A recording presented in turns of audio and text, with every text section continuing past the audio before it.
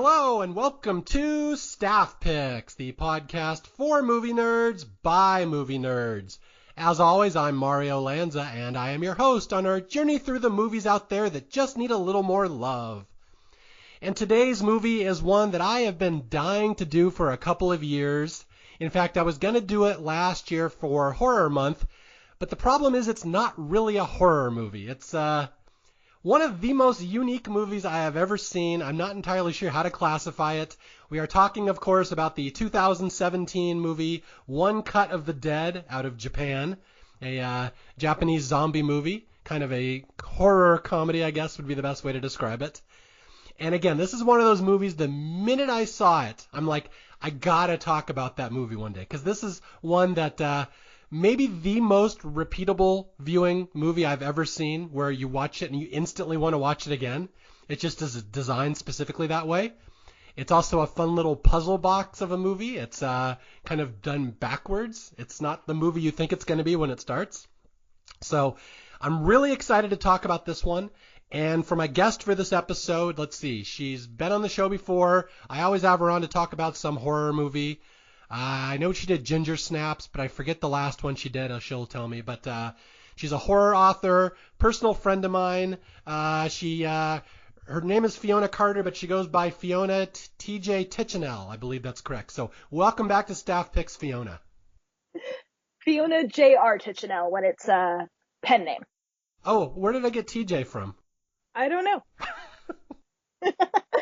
But yes, I've been here before, and we did Ginger Snaps, we did Unfriended, we did Rosemary's Baby. Oh, you're a four-timer now. I thought you were just a three-timer. Oh, okay. I thought I was earlier today, too, and then I remembered, oh, we did Rosemary's Baby, didn't we? That's right, yeah. People go back and listen to that episode. That Rosemary's Baby one was the one I remember being especially fun. Yeah, that was great. Okay, so I will let you introduce yourself since I already screwed up your pen name. Please describe yourself, ma'am, and describe what you do for a living. Okay, I'm Fiona J.R. Titchenell. For a living, I do a lot of freelance writing for websites and stuff, but the thing I do under the name Fiona J.R. Titchenell is mostly YA, sci-fi, and horror novels. And you know me as Fiona Carter. I am married to Matt Carter, who's also been on the show a bunch, to, establish canon for those listening to this reality. Okay, that's me. Am I introducing the movie as well, or am I introducing... No, I'll do it. I'll do the movie. All right. And it's been proven between you and Matt, you're the better of the two hosts, correct? I don't think that's been determined at all. Okay. I like giving Fiona a hard time. She's on the show again all the time. She's a personal friend of mine. So yeah. So One Cut of the Dead. I will give you a little bit of an honor here. How would you describe this movie to someone who has never seen it before, that is walking in completely blind? Okay. The first thing I would tell someone walking in completely blind is that you absolutely have to watch past the first 40 minutes. Because it does this incredibly audacious thing of putting this pretty bad movie up front, and then there's a twist, and then you understand everything about what's going on, and it's amazing. But if I'm going to be more thorough than that and not so coy, I'd say it's a movie about making a movie about making a movie. And as you noted, this isn't really a horror movie because only the inner two movies are horror movies. The outer movie is just a movie about making a movie, and it's such a love letter to the process of making collaborative art, and that's what's really great about it. Yeah, this is one of those movies I just love. I mean, I'll tell you how I stumbled upon it. I'm curious how you stumbled onto it, but I always am searching websites for like most underrated horror movies and stuff, and Shudder, that's one of the, if people don't know, that's a channel on Amazon Prime. Shudder it's all horror movies, and I always am searching lists for like, what's the best horror movie on Shudder? And this one always comes up. And in fact, this one, I believe, to this day, still has a 100% Rotten Tomatoes score, which I don't know I've ever seen another movie with 100%. I don't watch those scores closely. Mostly Matt scouts out movies and will report back to me on those. But I believe that's correct, that this has 100%. And yes, we found it the same way on Shudder. I think it was when Shudder did its free trial during quarantine. We watched this one for the first time. Yeah.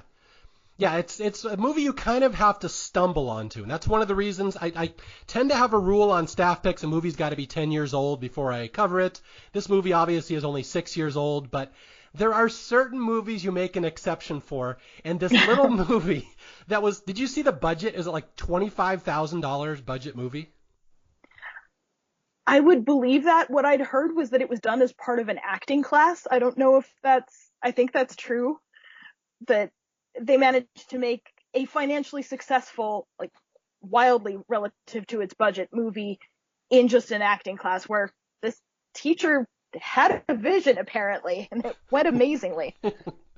Yeah, but I'm telling you guys, you have to see this movie. I don't care if you're not a horror fan. You just have to see this movie once, and then you will instantly rewind it and watch it again. Rewind it. I'm using an old VHS term, of course.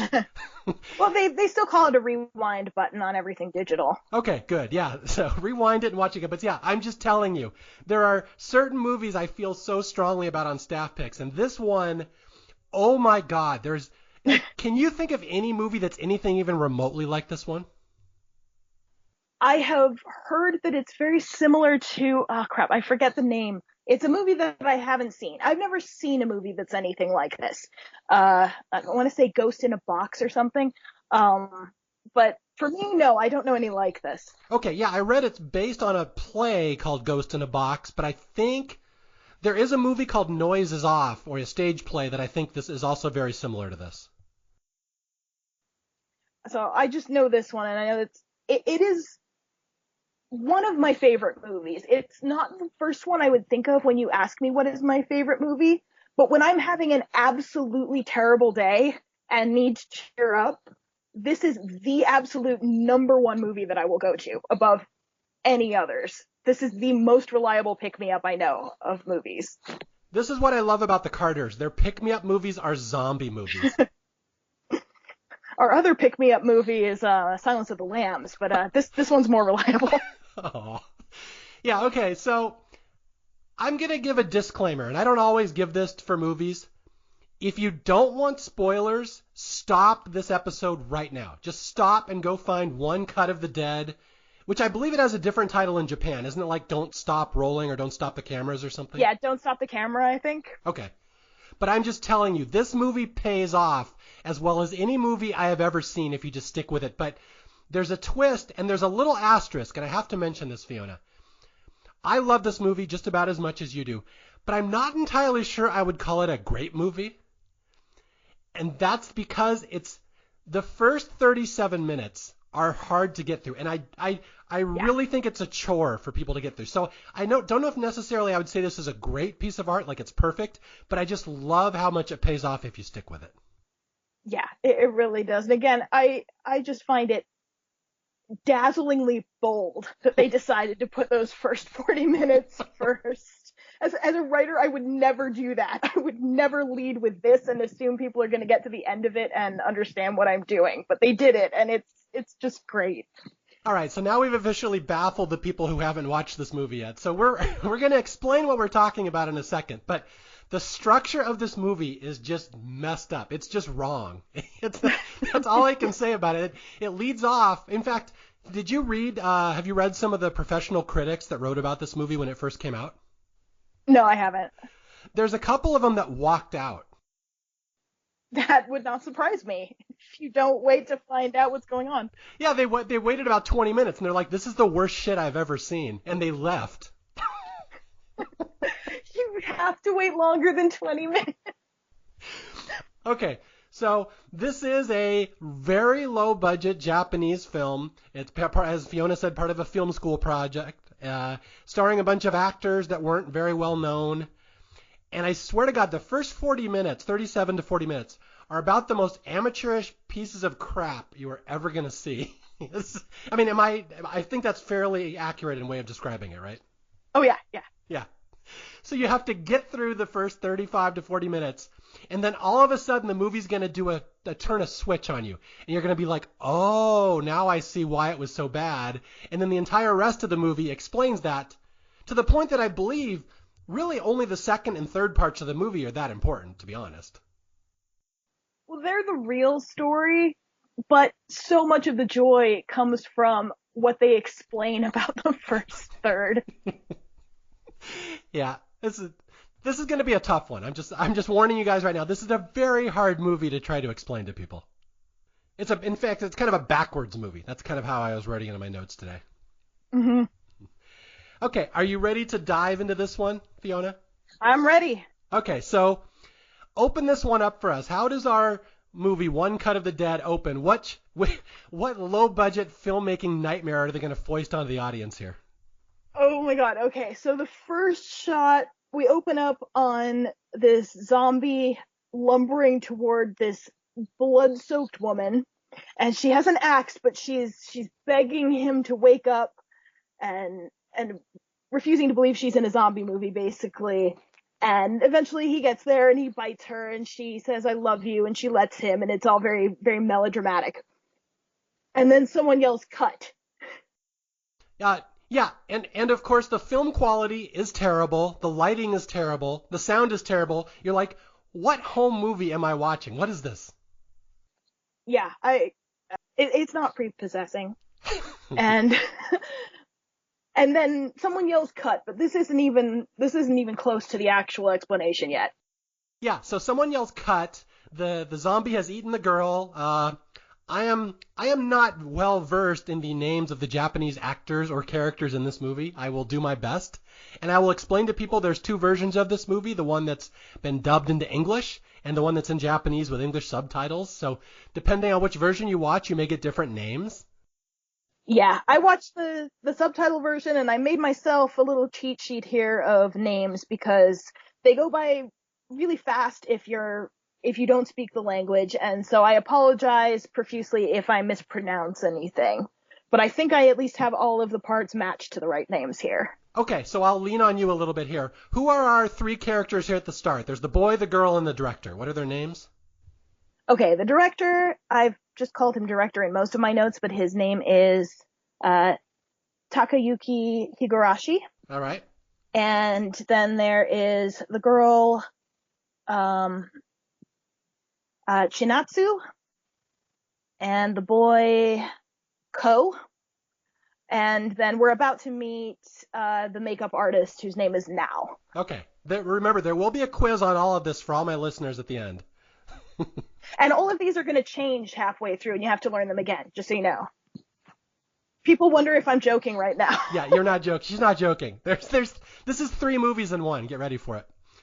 All right, so we have the zombie attack at the start. Ko attacks this girl, Chinatsu. He bites her in the throat, and then someone says, cut, and we pull back, and we see that there's a crew in this old abandoned water facility, some kind of filtration facility, and they're making a movie. And if I recall, the director is not pleased with this last take. Yeah, he just throws a director hissy fit, and he yells at the lead actress and calls her performance fake. He calls her fake. He says that he wants real emotion, and he's thoroughly confusing and unhelpful about how he wants this to happen, and just makes an ass of himself and makes her cry. And the zombie guy tries to step in and help, and he hits him and yells at him, and then a makeup artist steps in and tries to defend the guy and just yells for everyone to take a break, and the director just storms out. Yeah, well, so what we learn here is the director of this movie is an asshole. He's very mean to his lead actress, which I actually read was a little homage to The Shining, to Stanley Kubrick. But there are so many movies this could be an homage to, honestly, in that respect. It's way, way too common, but that's kind of the point here. Yeah, so there's these 4 characters. Basically, the director storms off. The lead actor and actress are kind of talking like, how come we can't get this movie right? Why are our takes wrong? We learn they've done 42 takes on this one scene, and the boy and the girl are kind of distraught, the main actors, and they're consoled by Mrs. Now, who is the makeup artist. And so basically, God, how do I describe this? Okay, so what's going to happen? What this is, it's a zombie movie being made but in the zombie movie is about people making a movie about zombies who are going to be attacked by zombies. So that's where we're about to get to in a couple seconds here. Right. So they've filmed a scene about zombie attacking this girl, and then suddenly something pounds on the door outside. Yeah, so they're upstairs in this water filtration, these three actors, and they're just talking, just kind of chit-chatting. And I think the pounding on the door, does that come before or after Mrs. Now explains that there's a urban legend about this place? She starts out by telling the urban legend, and in the middle of it, there's the pounding, and it's this eerie timing, like, oh, we were in this campfire mood, and ooh, there's stuff going off outside. And then there's this really long, awkward pause.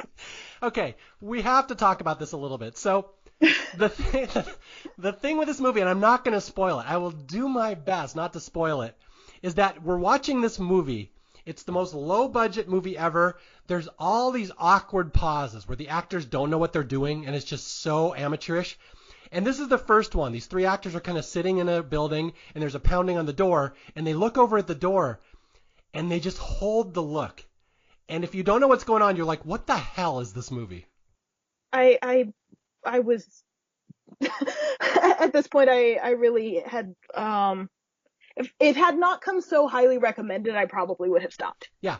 Honestly, it was the same for us. I was watching it with my wife and daughter a couple years ago, and I'd read every review says get through the first 30 minutes and you'll love the movie. So this is the part I'm like, all right, I have a little faith here. I trust the 100% Rotten Tomatoes score. Yeah. At this point, they're talking about hobbies, and the makeup artist is showing them the self-defense breaking out hold where she yells "Pum!" and it has nothing to do with any of the zombie stuff, and it just seems like someone's just doing stream of consciousness at the keyboard. Yeah, there's literally about 7 minutes of dead air in this scene where the actors are sitting there and they have no idea what to talk about. They're just like small talk. Like, what is this? And again, there will be a payoff for this later. Stick with it. And they're talking. I think Mrs. Now says, yeah, this place was used back in World War II by the Japanese. They did experiments. They raised the dead here. So there's a setup. This is supposed to be a zombie movie, but it's like the zombie attack hasn't happened yet. They're kind of waiting for it, but it hasn't happened yet. And finally, after this big, long, awkward silence, like Fiona said, there's the pounding on the door. And I think this is where we get the first zombie attack outside, right? Yeah, one of the stagehands steps out for a cigarette, and someone comes up to him, and he thinks, oh, you're just in makeup because we're making a zombie movie. And then the zombie vomits all over his face and bites him. And next thing we know, we're focusing back on Now and Ko and Chinatsu, and the stagehand's arm gets thrown on the floor in front of them. Yeah, so here we go with the zombie attack. So what we're meant to believe, the movie that's being made here, I'll kind of give this away because I think this would help us describe it, that the director is making a zombie movie in this water filtration plant that has a sordid past, and the director has learned that there are ways to actually summon the dead here. And if he summons the dead, he will get a more believable performance out of his actress. He's mad that they're not giving him a real performance. So that's kind of the gist of the story, that the director has gone up on the roof, he has summoned the dead, and all of a sudden these zombies appear outside and they start attacking. Yeah, he's done this blood ritual up there so that he can film real zombies, real emotion. Yeah, so a zombie attack starts, and it's just not well done. That's the only way I can describe it. It looks very amateurish. Yeah, they fight the zombies and push them outside a few times. It's clearly very low budget. They don't have the ability to do a lot of things. There's a guy with a pretty fake looking hacked off arm, the arm that got thrown in for them. And then in the middle of it, one of the characters, a sound tech, I think, for the movie that they're making, tries to wander outside, and they have another awkward conversation about, I don't think you should go out there. I think they're like monsters or something. There's one point, my favorite part. Okay, like we're kind of describing this. It's very hard to do without giving away the movie. It is. Yeah. But there's all this chaos. There's these zombies attacking these people inside. At one point, the sound guy in the movie tries to leave. The director says, "Where are you going?" And then the director literally looks at the camera and says, "Don't stop rolling," and then runs outside, which is one of my favorite moments in this. Yes, and it's weird and fourth wall breaking because the person carrying the camera that we're looking through hasn't been a character so far. So now we're trying to figure out if there's an extra person here in this zombie attack, and they never speak, and it's not really all that clear. But I think when he yells that, don't turn off the camera or whatever he says, that's him delivering the Japanese title of the movie. Ah, there you go, yeah. Okay, and here we get another dead air spot. And again, I'm kind of yada-yadaing over this because the second and third part of this movie is way more important than the first, but we have to kind of talk about it. There's a scene where the director runs outside and he leaves the three main actors inside, and there's just this awkward silence. And so they start saying the same lines over and over. Did you notice that? Are you okay? Yeah, which one? Okay. Yeah, it's where. Oh, yeah. Yeah, Ko says, "Are you okay?" And Chinatsu says, "Yeah, I'm okay." And then he says, and then the lady says, "Are you okay?" And she's like, "He just asked me that." Like they just start repeating lines because it's like they don't know what to say. Uh-huh. Yeah. So anyway, all this chaos, and how is this going to culminate? Do they run outside eventually into the zombie attack and into the van? Is that what happens here? Yeah, they run out into the van and they realize, of course, we don't have keys to the van. The keys are on one of the zombies, so Chinatsu has to run outside and fight one of them to get his bag. And while she's doing this, the camera we're watching from gets dropped on the ground at this diagonal kind of Sam Raimi-esque angle for a while. We're just watching their feet while they're fighting. And she gets the bag, but she can't get back to the van, so she runs off in another direction, and someone picks up the camera and chases after her while she's running from the zombies. I guess trying to find a different way back. Yeah, I have to point out in the first 15 minutes of the movie, we've had 2 moments of dead air between all the actors where they just look at each other. We've had the director screaming at the camera to stop, to keep filming. We've had the camera dropped on the ground for a good minute and a half during the movie. And then we've had blood splattered on the camera and somebody has to wipe it off. So this is just everything has gone wrong. And again, you're watching this movie for the first time. And like I said, this is where some critics may have walked out on this movie. And that will be your instinct too. You will not be impressed whatsoever, I'm telling you. Don't do it. Stay. Stay, yes. Have faith. Have faith in your favorite Staff Picks host here. Oh, we also have to mention that throughout all of this, Now has been getting increasingly intense and scary. And yeah, describe who she is to people because they might not know the names. Who's Now? Now is the makeup artist who was previously propping the younger actors up, but now she's getting really intense about we got to kill the zombies and survival, and she's getting kind of scary. And when they ask about it, I'm dead calm. And Matt pointed out that this might be a reference to Dawn of the Dead because it's very reminiscent of Roger when he goes out on his reckless zombie killing maniac spree that ends up getting him bitten with this whole perfect baby perfect thing. It's a similar vibe, but if you were just seeing this homage within the movie that we're watching right now, it would not look like a well done one still. Yeah, so just to paint a little picture for people, what Fiona's talking about is the very mild-mannered makeup lady, Mrs. Now. She's the third character in the movie. She goes batshit insane at a certain point during the filming and starts screaming the F word and just swinging the axe and killing everybody. There's like a fun montage of her running outside, kicking a bunch of zombies. She decides to start chasing our lead actress with an axe. Everything's going wrong. It's chaos. It's berserk. And we're going to all end up, I believe, up on the roof here for the finale. Yeah, she's convinced at this point that Chinatsu is infected because there's a suspicious looking cut on her foot after she fought one of the zombies. And so she chases her up onto the roof, and Ko is trying to stop her, but she's fighting him off with her palm self-defense thing. And at one point when she grabs him, she's trying to break his arm. He motions to the camera to turn the other way, and it focuses on Chinatsu, who just stands there and screams I timed it. It was a full 40 seconds. We just focus on her face screaming while we hear this struggle in the background, which doesn't sound like a lot in the abstract, but at the time it just feels like they're going to wear her voice out to infinity. Yeah. Okay, I'm really going to skip past this X part because I feel we're confusing people because this is so we're giving all these minute details that are hard to describe. Let's just say it's a badly done zombie movie. Nobody knows what they're doing. They're frantically trying to fill dead air a lot of the time. Everyone is just screaming. The camera isn't pointed at the right person half the time. The film quality is bad. We end up on the top. We get these really fake-looking special effects. We get off-camera kills. Again, it's just your instinct once again will be to walk out. This is not a good movie. And we're going to finish, I believe, with the girl, Chinatsu, ends up, what does she kill? Kills the director on the roof at the very end?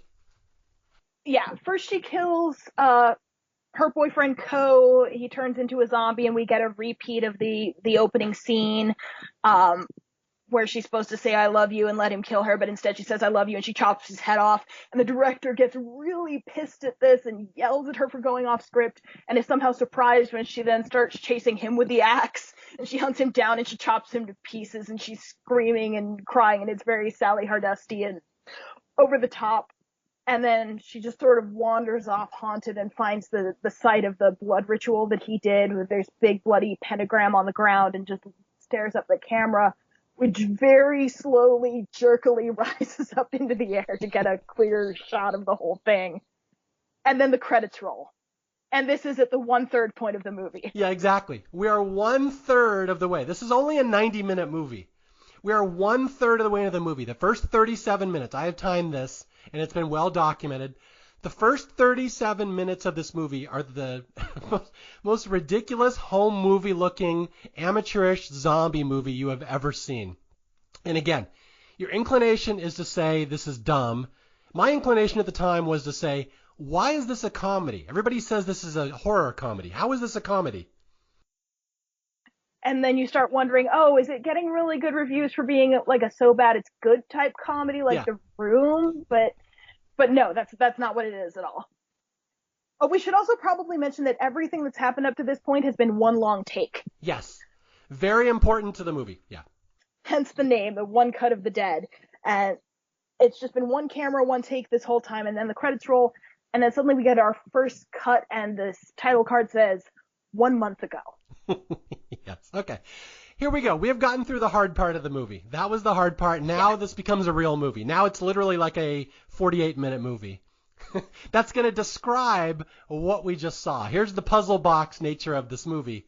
So we finished the zombie movie. It cuts to credits. It says one cut of the dead. And I know some people just left here. They're like, I guess that's the end of the movie. They didn't realize it keeps going. Yeah, like Fiona said, now it says 1 month earlier. So here comes the real story. So the plot of One Cut of the Dead is thus, and I will leave it to you, Fiona, to describe it. What exactly was this experiment that these people have been thrown together to try to do? Okay, it turns out that this was a TV movie, a 30-minute TV movie done in one take live.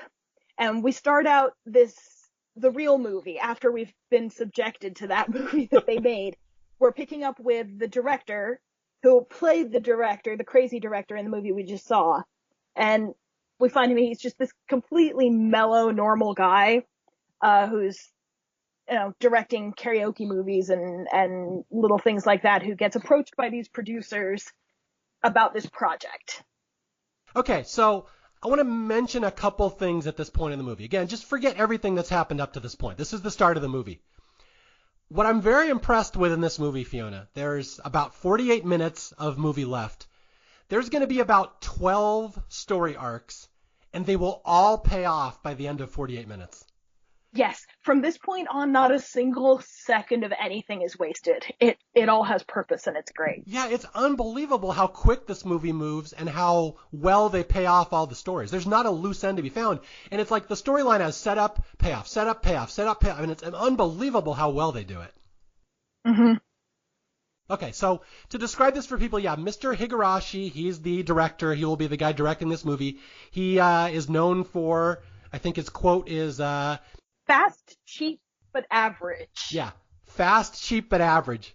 Which, is not a bad deal when people aren't looking for great, because normally the joke is, you can have it fast, cheap, or good, pick two. He gives you 2.5. That's his thing. That's good. Good. Yeah, so Mr. Higurashi, a very competent director, not really known for giving you art, but he can get stuff done. And he's being hired by this TV network And if I recall, they are putting together something in Japan called the Zombie Channel. And they have a special project here. They want to do something to kick off their new TV channel, and it's going to be a 30-minute zombie movie, one long take, all done live on TV. And they want Mr. Higurashi just because he's known for getting stuff done quickly. Uh-huh. And he looks at them and repeats all this back to them like they're going to realize how crazy it sounds when he says it. But no, they're totally serious, and they want this to happen. And for anyone keeping track, we're now watching a movie about making a movie about making a movie. We've gotten to the outside of the puzzle box now. We're 3 layers into the Russian nesting doll. Yeah. Okay, before we go too far, I got to talk about this producer lady who hires Mr. Naga Higurashi. Yeah, so, all right, so there's a lady in this movie, and I don't want to be mean. I'm trying to be very nice. Yeah. She has an odd face. She's the producer. She's this enthusiastic old lady producer who looks exactly like what her character would look like in a comic book. Like brought to life in an uncanny valley kind of way. She looks like if there were a Japanese live action version of The Incredibles, she would be Edna Mode. She's that much of a big character kind of look. Yeah, she's like the head of programming at this TV network, the Zombie Channel, and she's the one hiring Mr. Higurashi. And she's about 4'10", and she's got this huge face and this big smile and these little tiny beady eyes. And every time they cut to her, it's like jarring. I'm like, yeah, like it's just like you said, she looks like a comic book. I cannot believe a human being looks like that. Yeah, there she is, and she's real, and it reminds you every time. Oh wow, that's not extrapolated from a comic book. That's what comic books are extrapolated from, I guess. Yes. So anyway, yeah, so this is the whole TV network's deal that they want to do this zombie movie and they want to do it live in one take. And again, if you remember like what Fiona said about the movie we saw at the start, that was one take. So you're kind of putting the pieces together in your head. Oh, we're going to see how they made that movie. So it's kind of backwards. That's how I described it earlier. Yeah. Okay, so with that, we cut to Mr. Higurashi goes home. He's been hired to do the zombie movie, even though he tells them there's no way I can do 30 minutes in one take with one camera. They're like, oh, sure you can. It won't be that hard. So he takes the job because really they have nobody else to do it. And because he doesn't know how to say no, which is what his wife teases him about when he gets home. His wife, who we will recognize as the actress who plays now in the movie. And she's sitting there watching her self-defense videos with the palm hold breaker thing. And they have a teenage daughter who runs through, whose name is Mao, not to be confused with Now.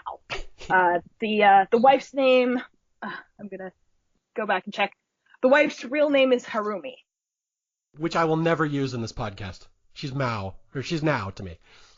Okay, so let's talk about the family. Let's talk about this family dynamic, because this is very important. Even though this is ostensibly a zombie movie, it's really not. It's actually a really touching story of family dynamics and a father and daughter, which it'll sneak up and hit you at the end. So talk about the dynamics of this family. Okay, so he's talking with his wife about this insane project he's going to be doing. His daughter runs through on her way to work, and his wife asks, could you go follow her? Which is weird, but he does, and turns out Mom's worries are justified. When he finds her, his daughter, Mao, is working as an assistant director, and she's trying to get this little girl to cry on screen instead of using eye drops. And she's trying to coach her and relate to her a little bit, but she's being kind of scary for the kid's age, and then ends up insulting the kid's mom, and she gets herself fired. And her dad talks to the boss for a minute, and boss is saying, oh, in terms of work, she's great. It's her personality that's the problem. And so he tries to go to his daughter and basically encourage her to be more like him, the easygoing director that he is. And she throws the eye drops at him and she storms off. And so it's really clear at this point that these two, they have the same passion in life, but they're polar opposite kinds of directors. He's not very artistic, but he's really easygoing. He's easy to work with. And she's really passionate about the art, but she's terrible with people. And there's this huge rift between them at this point where they each think the other one should be them, basically. Yeah, this is very important to the movie, so pay attention to this part. So this dynamic of the family, the father, a very laid-back director, Mr. Higurashi. His wife is a stay-at-home, you kind of gets the sense, a bored housewife. Trying all these various hobbies, but her life's kind of empty right now, and she's just sort of a spectator to her husband and daughter at the moment. Yeah, she's just kind of bored. She picks up hobbies, yeah, watches self-defense videos. She really has nothing going on right now. She's kind of in between passions. But the daughter is very important because the daughter is very rebellious, very headstrong, much like her father, a director, but the exact, like Fiona said, the exact opposite. She's very detail-oriented, very hard driven, very kind of she has a bad attitude, but she's very passionate about creating art and getting the details just right. And this will have a very good payoff later in the movie, so just remember that. Yeah, and we also get at this point that she has a big crush. The daughter, Mao, has a big crush on this heartthrob actor, Kazuaki. I have that written down here, who plays Ko. And her mother mentions that to the dad, and it's kind of confusing here because this happens during an interview where the actor's announcing he's going to be blood-soaked in his next role, but the director seems to get the idea from this moment to cast him in the movie to kind of get his daughter's interest in it. Mm-hmm. So I don't know if the actor was jumping the gun in announcing this, being overconfident about getting the part, but anyway, the director casts him. Daughter has a big crush on this actor. Yeah. Okay. Very big plot point. Yeah. The main star of this movie, the guy who plays Ko, the male zombie, big shot Japanese actor, and the director's daughter has a huge crush on him. And again, every single thing in this movie will pay off later, so enjoy. All right. So with that, let's go to the first day of rehearsals. We're going to go to the TV studio where they start rehearsing this movie, One Cut of the Dead, which again, the movie we saw in the first 37 minutes. And we have a big table read here where we meet all the actors. And I'm not even going to try most of these names. I'll just kind of summarize them for people. So the girl, Chinatsu, in the movie, the star, she is like a Japanese idol, like a pop star. Yeah, her name is Aika, and she has this completely different personality from Chinatsu. She's very bubbly and, as is going to become an issue, pretty fake coming across. And she's talking about all the things that her agency won't let her do, like getting vomit in her hair. But it's pretty clear that she just doesn't want to, and has this very fake, that's great thing she does whenever she gets her way. And then there's Kazuaki, who it turns out in person he's also a completely different person, which is great. All the actors in here who are playing actors in the movie get to play multiple characters here and really show off their skills. But he's this very pompous artiste who hyperanalyzes everything and says, this movie is subtly about racism. And I don't know, maybe someone from Japan can pick up on some coded social commentary in this that I can't, but I'm pretty sure he's just supposed to be wrong because someone else says, where does it do that? And he just sort of blows him off. Yeah, he's just a pretentious douche, basically. Yeah. So we have the lead actor. The lead actress is a pop star who says, I'm here to challenge myself. I want to do new things. So she's not really a trained actor. We got the main guy, Kazuaki, who's this young heartthrob, kind of douchey male lead actor. These are going to be our stars. And now we go around the room and we meet the rest of the cast and crew. And, gosh, I'm going to be bad with these names. Should I say names, or I should just say what they are? Like, I could say there's the director of photography who's drunk. There's the assistant director. Is that what he is? He's the drunk, the DOP, yeah. They call him the DOP, director of photography. Okay, and yeah, he's clearly an alcoholic. He's taking sips to stop the shakes. And then there's the guy who seems like a diva who's complaining about the quality of the bottled water. I think he's the sound technician. Yep. The assistant director is the nerdy glasses guy. Okay, nerdy glasses guy. And then there are different actors in the roles for now and the director within the movie. So we know that can't go well because we know who ends up ultimately playing these parts. But for now, there are different people reading from it. Yeah.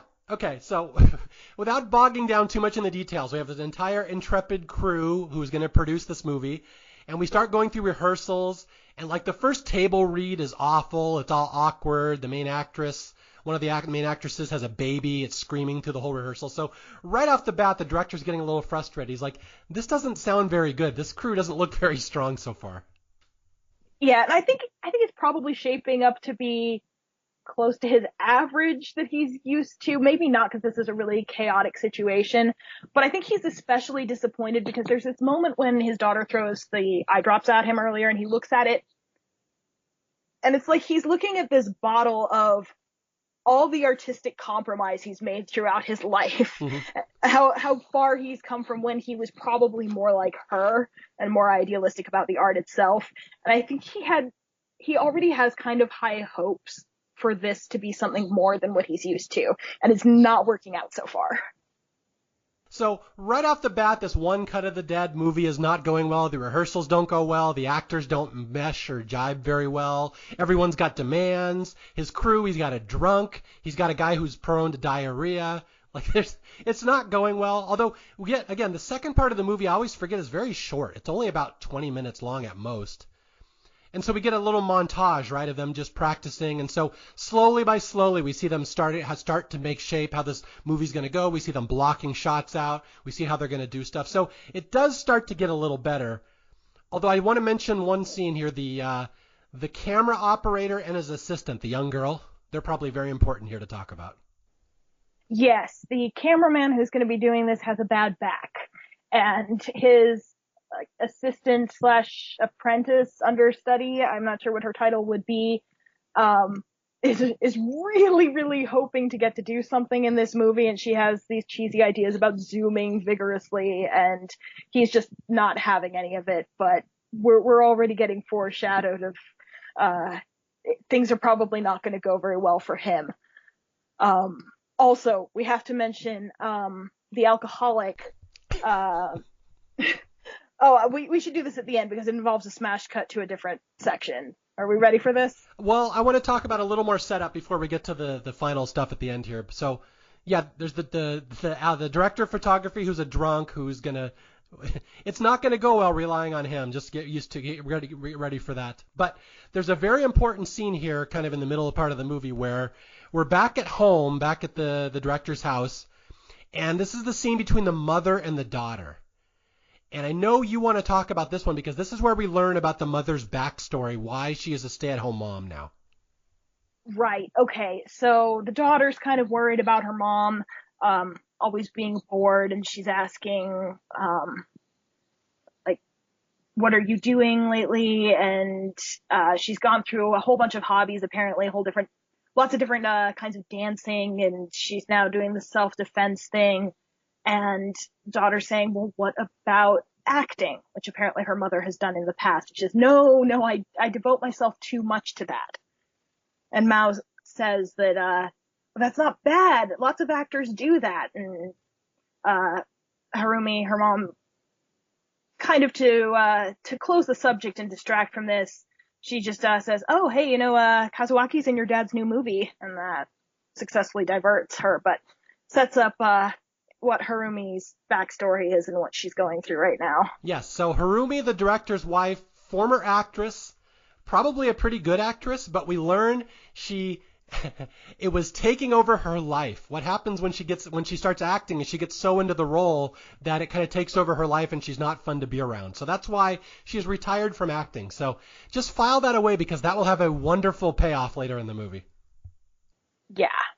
Okay, so now we have all the seeds in play for this movie to start. We have the cast that's not really meshing. We have the crew there's all sorts of problems with the crew. We have the mother, the director's wife, who shouldn't be acting and just stays at home even though she just reads the scripts all day long. All she does is read the scripts. So she knows this movie inside and out even though she's not in it. And now we have a very pivotal scene in the movie where it's like the day before or 2 days before they're going to start filming this movie, and this is where the director is sitting with his the director of photography, and they're talking about daughters. And this is the most important scene in the movie, I would say. Yeah, I'll accept that. The alcoholic is telling him that he's decided to stay sober until the end of this shoot, And he's got this picture of his daughter in his script to help him stay strong. And he tells a story about how when he got to meet his daughter, he was so nervous, he got so drunk that he didn't show up. And he tells this like it's the funniest story ever. And the director's going along with that for a while, but then just suddenly on a dime, he shifts and he breaks down crying. And it's awkward for a moment, and the director's trying to comfort him, but then we smash cut to the did I say doctor? The director. We smash cut to him crying and drinking alone in the dark at home, looking at pictures of his daughter, of Mao, when she was a little girl. And there's this heartbreakingly adorable shot of her sitting on his shoulders as a kid playing with a video camera. Yeah, so this is very pivotal in the movie, that the director of the movie, Mr. Higurashi, is not close with his daughter. And he breaks down here. There's a whole little subplot that this other guy, the drunk guy, is not close with his daughter, and Mr. Higurashi is not close with his daughter. So we have a very sobering scene of the director crying at home, just, lamenting the fact that his family dynamic has broken down the way that it has, that his daughter does not like him, does not respect him. She's a filmmaker too, but she doesn't like the films he makes. She doesn't like anything he does. And he's just crying there, and he's holding, and this is very important, as Fiona pointed out earlier, he's holding a picture of his daughter when she's little on his shoulders. And it's like maybe the last happy moment they ever had together. And that will be very poignant to one of the greatest payoffs I've ever seen in a movie later on. I will agree to that, yeah. Okay, so I think with that, we are already up to the last part of the movie, the third part of the movie, which is the actual filming of One Cut of the Dead. We've been setting it up. We've been setting the stage. And now comes, and this whole last 35 minutes of the movie is just so wonderful. This is where it all comes together, wouldn't you say? Yeah, it's the day. It's shooting day. It's opening night if you're an ex-theater person like me, and there's magic in the air, and there's all this anticipation, and we see everyone setting up and practicing with the crane for a crane shot, and this is it. This is make or break. We have one shot at this. And the director, I believe, gives them a little pep talk. He's like, all right, we're here at the location. We're filming today. We've spent a month rehearsing. And he says, remember, whatever happens, the cameras keep rolling. Do not stop. He's like, don't worry about minor mistakes. We'll just go through them, but everything should be fine. And that's not what's going to happen, is it? No. Mistakes will start immediately. But there's one little moment here that I want to point out before he gets to this speech. His wife and a producer who's on site with them for the shoot are talking because his wife has brought Mao, his daughter, to the set to watch this. And they're talking about this, and the producer is saying, oh, how sweet it is that she looks up to her dad and wants to be a director like him and came to watch him at work. And while he's saying this, Mao is trying to look behind her dad to see Kazuaki better. So that's what Higurashi was hoping this would be, but so far it's not. That's not what she's here for at this moment. Okay. I will just give one or two sentences here to describe what we're going to talk about in the next 15, 20 minutes. So they're going to start filming the zombie movie. Every single thing is going to go wrong. This is going to be the absolute clusterfuck of all clusterfucks, this filming, and they're just going to improvise the whole thing. So if you flash back to the start of the movie where you're watching the world's worst zombie movie, that's why, because everything's going wrong, and now we're going to watch that entire movie over again, but just from the production side, which is such a cool little twist here. Yes. I love it so much. And from the beginning, okay, we got all of these setups of everything that's going to go wrong. The director, sorry, not the director, one of the producers sent some fancy sake as a gift, and the director says to hide it because we know what's going to happen with that. And the guy was complaining about the water, grabs the wrong bottle and freaks out. And we find out that the actors who were supposed to play Now and the director have been in a car accident because they were in the same car because they were having an affair. She's married with a baby, and it's very sordid, but kind of on the sidelines. So neither of them can make it to the shoot. So what are we going to do? Everything's already falling apart. Yeah, so what happens here is we lost one of our actors. On the way to the shoot, he gets in a car accident, and he's supposed to play the director in the movie. So Mr. Higurashi, the actual director, is also going to act in the movie as the director. Even though he has not rehearsed this, he's not a professional actor. He's like, I'll just step in because no one else can. And then the other thing that's fun about this is, like we said earlier, Mr. Higurashi's wife, the housewife, is a former actress, but she's not supposed to act anymore because she used to get into her role too much. But they need someone to step in and play Mrs. Now, the makeup artist. And so the mom doesn't want to do it. She's like, this is a bad idea. I shouldn't act. But the daughter makes her... Oh, she wants to do it. She really, really wants to do it. You can see it on her face, but she knows she shouldn't. She keeps on saying, no, shouldn't.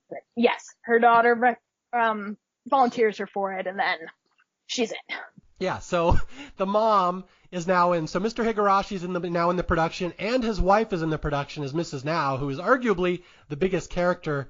She has to do most of the exposition. And they're like, why is she in the movie? She's just a housewife. And she's like, well, I've read the script 100 times because that's all she does at home. And they're like, okay, well, I guess you're in the movie. So now we have a cast that has not rehearsed. We have a director of photography who's dead drunk. We have a sound guy who's about to get the shits because he drank the wrong water bottle, and they're just about to start this movie, and everything is going to collapse very quickly. And Kazuaki, being the asshole that he is, says we should cancel the show for the sake of art. This can't possibly be good. And the director has to take him aside. And I don't know if Japanese acting culture doesn't have an equivalent of this show must go on, because that's what you'd say to this actor here, but. If they do have it, he didn't get the memo, and director instead says, I don't have to tell you this, but this is your show. You're the star, and that's what gets him to continue on with this and stay. And in Kazuaki's defense, it's not very good, so he was actually kind of correct. Oh, no. Yeah, that's true. Okay, so here we go. I'm almost at the end of my notes just because this is a very complicated movie, and I'm kind of skipping over some stuff, but we are now going to redo. This is like Back to the Future 2, where they go back and do the Enchantment Over the Sea dance just from a different angle. Yeah, that's actually a really good comparison point for this. Yeah, so we're going to watch the entire first third of the movie again just from the production side, and I have so many little comments. This is so well done. And again, it's just the type of movie you're going to love when you first see it. So I will kind of leave it to you. What are some highlights you have as they go through and things start going wrong and the actors have to start improvising? Okay, well, first thing out, when the director does the very first scene that we saw, he's already going off script, and he's yelling at Aika and Kazuaki for being fake and constantly complaining about every little thing, and everyone's really impressed with his acting ability, but he's just letting off the steam from having to do this whole thing, but he does it in a way more responsible way than his character. That contrast has to be noted. And then we get to that really awkward scene about chit-chatting about hobbies and stuff. It happens because the alcoholic is passed out, and they have to carry him over and hold him out of frame and just hold him up, and when he vomits on the other guy, it's because he's actually that drunk. Okay, yeah, so what she's talking about is the three main actors, this Mrs. Now and the two young kids, are inside the water filtration plant, and there's a part in the movie about 5 minutes in where there's supposed to be a bang on the door, and there's supposed to be a zombie there. But there's not. What's happened is their director of photography, who's supposed to be the first zombie, is drunk. He's passed out on the lawn. So what has happened is someone has kicked the door to do the bang, and they all look over there, and there's nothing there. There's a cue card there. There's a cue card saying there's a problem. Keep improvising.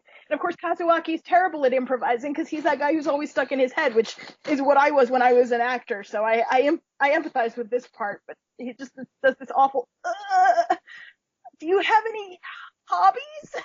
Yeah, this is so fantastic. Again, it totally explains why the first part of the movie is so bad, because the actors all look over towards the camera, and when we saw it from a film, they're looking at nothing. But when you see it from the production side, they're looking at a cue card that just says, stall, there's a problem. So they just start talking about hobbies, and the girl says, that's a random question. And then Mrs. Now says, well, I've been watching self-defense videos is what she literally has been doing at home, and they just literally start talking about her self-defense video, which makes there's no purpose for this in the movie. They're just literally stalling because the director told them to. Yeah, and it ends up serving a purpose because she ends up going crazy and using self-defense stuff that she wasn't supposed to use in the movie, but this was not in the script. Yeah.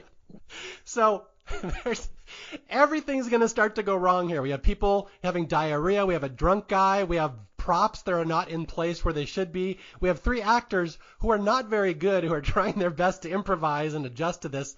And I think it's all going to start turning into chaos here when they run outside. This is where, if I believe, they run outside for the first time, and there's a fight, and this is where the cameraman gets knocked over, where Chinatsu runs into him. And this is where we get that shot from the first part of the movie where the camera is just lying on the ground for like a minute and a half and nothing happens. Because the cameraman is having a back spasm and can't get up. And we skip past the guy who's having to be made up while he's shitting in the bushes, because presumably his character had a bigger part to play, but now he can't do that, so they just have to bring him in quickly for a zombie cameo later on. But yeah, when the camera falls, guy's having a back spasm, assistant has to pick it up and chase Chinatsu down the tunnel with it, and so she gets to do her cheesy zooms and falls down a couple times, which explains how erratic the camera work was earlier. Yeah, we literally switch camera operators midway through the movie, which is one of the fun things. You'll notice the style of the movie changes halfway through, and that's because you see here in the last part, it's because the first guy had back spasms, they had to switch camera operators. Okay, there's another scene here I got to point out where everything's going wrong, and at one point, this is the director. He's like his sound guy has the shits. He's running outside, and the director literally points to the camera and says, "Don't stop rolling, or don't stop shooting, just keep rolling." So when we saw that in the movie, it didn't make sense. You see it now, you totally see it make sense. He's telling people, "Don't give up on this. I will save this movie. Don't stop shooting." Yes, and the people off screen who are watching this behind the scenes have the same reaction we did at first. Who is he talking to? Yeah. Because this is not a character, we know now. This is just a camera in the movie that they're making. Yes. So there's all this chaos going on. The movie's going badly. And we go back to the production room. There's a little production booth. And there's this network head, this one guy. And he's like, nah, this movie isn't going very well. Should we pull the plug? And he's considering doing it, but the director's daughter, Mao, is in there. And she keeps saying, no, just let him keep going. They'll be fine. Just let him keep going. They'll save this movie. Yeah, in spite of the fact that by this point, her mom is starting to lose her mind, and she starts to answer questions about, why did your mom stop acting? And, she broke an actor's arm once. And then she stopped acting, or she had to stop acting, and she thinks this is way too cool. Mao is just worshipping her mom being the worst kind of ultra method actor ever, who's now chasing an actress around with an axe on screen. Yeah, I have to say that there's many setups and punchlines and jokes in this movie. This one is my favorite. That the mom, we've repeatedly been told, cannot act because she loses herself in a role, she goes off script, she goes crazy. And the mom is about to go off script here. And I didn't actually catch this until my third viewing, that she changes the entire plot of the movie because the mom starts attacking Chinatsu. Yeah. I actually didn't catch that. What's supposed to happen is the glasses zombie is supposed to come in and attack them, but she can't because Mrs. Now is going fucking berserk and started attacking everybody. So the mom loses herself in the role, and the entire second half of this movie is made up. It's not the script at all. They're just improvising. Yeah, that whole zombie gauntlet they went through earlier, that wasn't planned. That was all of the actors getting together to try to subdue this one actress who's trying to kill Aika right now. And when the camera's not looking at them, all of the behind-the-scenes people are trying to do that too. And they get up onto the roof, and she's still chasing her, and that's when she starts trying to break Kazuaki's arm like she did with that other actor. And that's when he says to turn the camera. And when they're pointing at Aika / Chinatsu for that 40 seconds of screaming, the director comes up behind her and chokes her out and gets the axe away from her to save everyone's lives. That's what's happening then. Okay, yeah. To sum up for people, so I'm just laughing, trying to think how this is not a very successful episode. This is such a hard movie to describe. I think we're doing pretty well, all things considered. We're doing all things considered. This is the best podcast you could possibly do about this movie because it's so complicated. Yeah, so the entire climax of the movie that we saw at the beginning of the movie, the zombie, the really bad zombie movie. So now we see why it's so chaotic at the top, where Mrs. Now is going crazy, Kazuaki's trying to get the axe from her, and we just see it all from the production side, how chaotic this is, and there's props being thrown left and right, there's heads flying, there's a fake axe, there's a real axe, there's blood splatters, and it's just hilarious to watch how much effort the real director of this movie, put in to making it look like a movie within a movie. Like, it's almost indescribable. You just have to see this for yourself to see how well this movie is at portraying the chaos of a movie behind the camera. Yeah. There's one of the jokes coming up here is one of my favorite that we kind of glossed over in the first run, but in the second one, it makes more sense that when Aika is running away from a crazy lady who's trying to kill her at the end here, she forgets to take the axe with her, and she needs it for the final bit where she has to cut her boyfriend's head off. So someone has to get their legs made up, just their legs, to be a zombie, and come in and show her a cue card, pick up an axe outside. And she goes and she picks up this axe, and it's like, an axe, lucky me, which was just the worst plot hoop to begin with, but now it's wonderful. Yeah, so just everything's going wrong in this movie. The wrong people are getting killed. The wrong effects are being used. And then in all the chaos, this is kind of the payoff to the movie, that the very end of this zombie movie, One Cut of the Dead, there's a crane shot. We have to have this crane up on the roof, and the very last shot of the movie is the girl Chinatsu standing inside this blood pentagram, and she's holding an axe, and the camera has to pan up away from her like kind of a Sam Raimi Evil Dead shot. And they need the crane to do this last shot. But in all the chaos of the fight on top of the roof, the crane gets broken. It shatters and it falls down off the roof. And this becomes a problem because they need that last shot to finish this movie. And by this point, the director's really invested in this. And he's really upset about not potentially having this shot at the end. And the producer who's on site with them, he says, don't worry about it. It's no big deal. Just give us your average. That's all we really need here. And he says, no, I say it's important. And this whole conversation happens in front of Mal, his daughter. And she looks like this is the first time she's ever seen her dad get passionate about anything. And she's reevaluating everything she knows about him. Yeah, to go back into the movie, that's the thing with the father and the daughter, that she's very detail-oriented. She has to get the art correct. Her dad doesn't care. He'll just phone it in.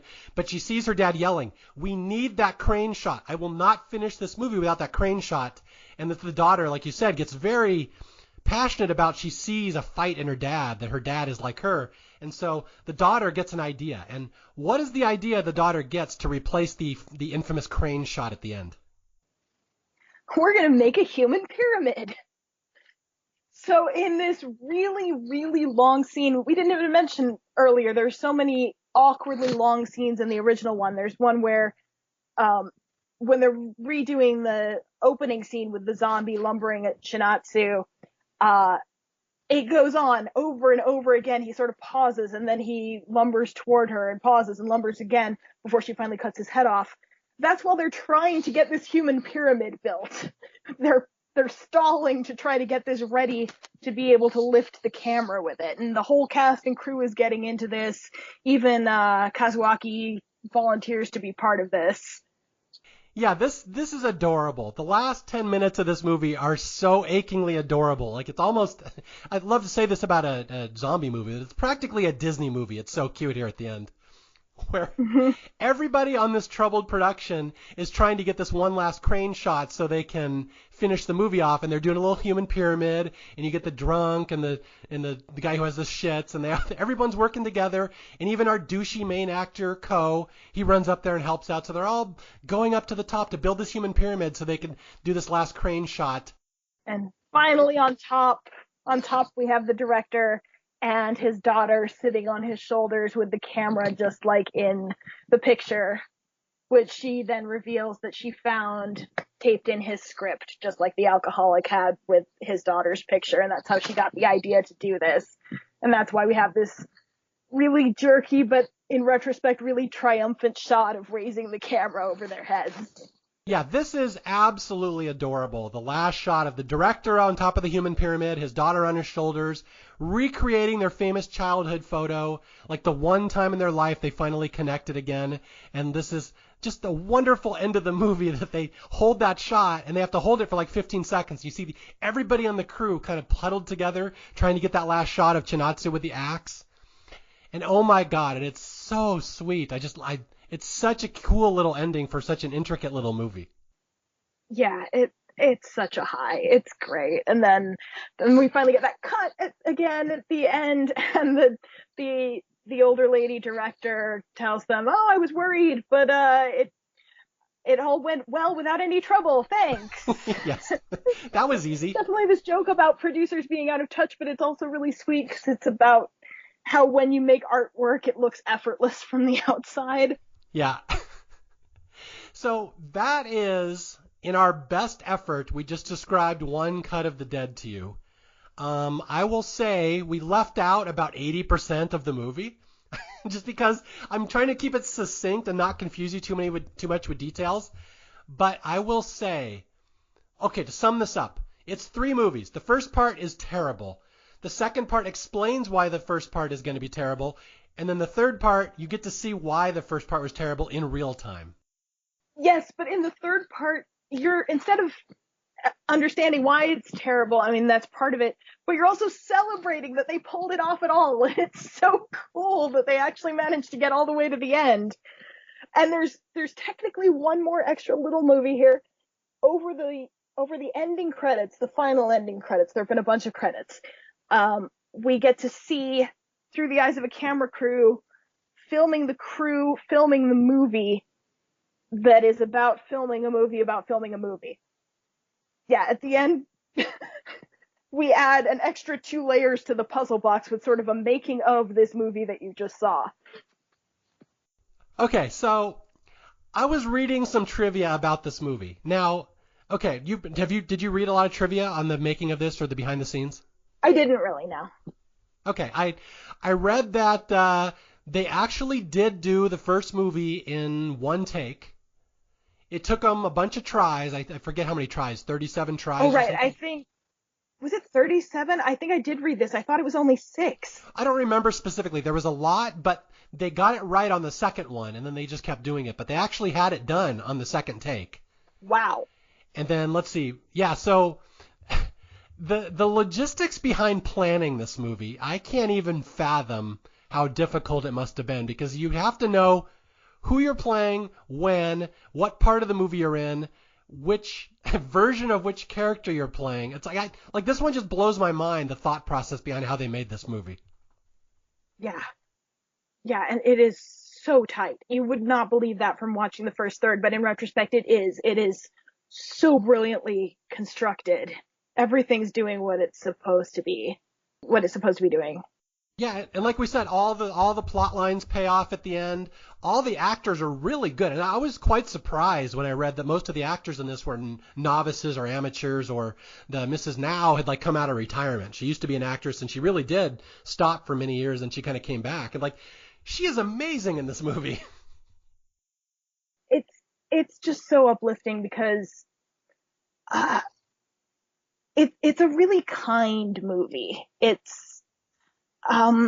There are no villains here. Even the out of touch producers, they're only out of touch. They're not trying to be stifling or exploitative or anything. It's not one of those movies about making movies where it's like one man's quest to fulfill his vision in spite of all the naysayers who don't understand him.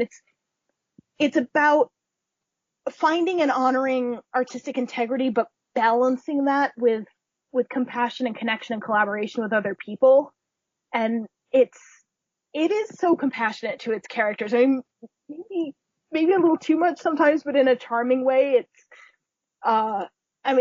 It makes smart choices about that. It doesn't glorify directors making actors cry, because they don't have him actually make Aika cry in that scene. She uses the eye drops in that scene where he's actually yelling at her, and then she gets to to find herself and get to the real tears in the scene where she's chopping up his dead body, and it's more about her than about him. But in general, it's really patient with its characters. You've got a dangerously method actor. You've got the pompous actor, the assistant director with boundary issues, the director's daughter, and supposedly a shallow pop star, and the alcoholic and the prima donna, and the producer who says TV is an art and stuff. And it's all about these people ultimately coming together and getting over themselves and doing the very best they can at this really dumb zombie movie, and having so much fun with it. The only person this movie ever asks us to hate is the fictional version of the director, who's sacrificing his cast and crew's lives for his vision.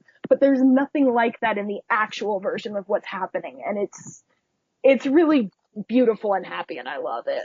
Yeah, and in fact, one thing you mentioned, that he yells at the girl, Aika, at the start and makes her cry.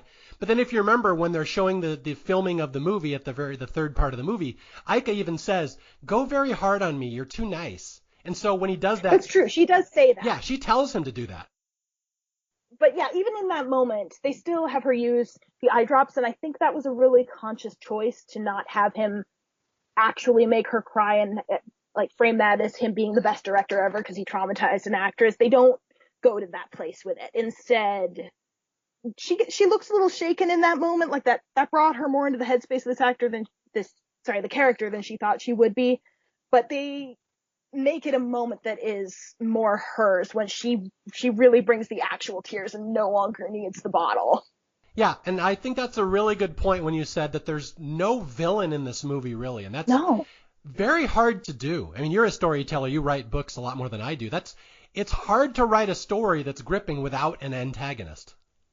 Yeah, and this one really does it. I mean, I don't watch a ton of movies that are, about like singing or dancing competitions or things like that, where the conflict comes from, even then it would be from people's conflicting ambition, and there isn't even really that kind of conflict here. There's nobody who would benefit from this movie failing. Everyone wants it to be good, but it's not easy bringing all of these people together with their own particular issues to do this perfectly in one take live. This was an insane thing they took on in the first place. And that's where the conflict really comes from. But even that wouldn't be as deep and important as it actually ends up being if we didn't have this being about father and daughter connecting again, and the relationships that this repairs beyond just making this piece of art. Yeah, and I just want to go back to something I said earlier, that every storyline in this movie has a payoff, which is astounding when it's a less than an hour movie, really. But yeah, so the father, Mr. Higurashi, wants to create art, wants to get this project done, wants to impress his daughter, wants to have a relationship with his daughter. All those things he pulls off in this movie. His wife wants to be an actress again, wants to have her family to be together again, to be close again. All those things happen at the end of the movie. Well, I'm not sure she's going to get to be an actor again after this particular movie. It didn't go so well on that front. Yeah, she did kick the shit out of a couple of crew members, but otherwise. But she got to be an actress again. She got to live out her dream again. The daughter wants to be a director. She wants to, create something with perfect art and vision and intricacy, and she does that, and she respects her father at the end. The network wants to pull off this live, ambitious, unbelievably impossible project, and they do. Like, every single person succeeds in this movie. And I forgot the kid, Kazuaki. Yeah, he wants to create art and be taken seriously as an actor, and he does. He has to improvise in this and challenge himself.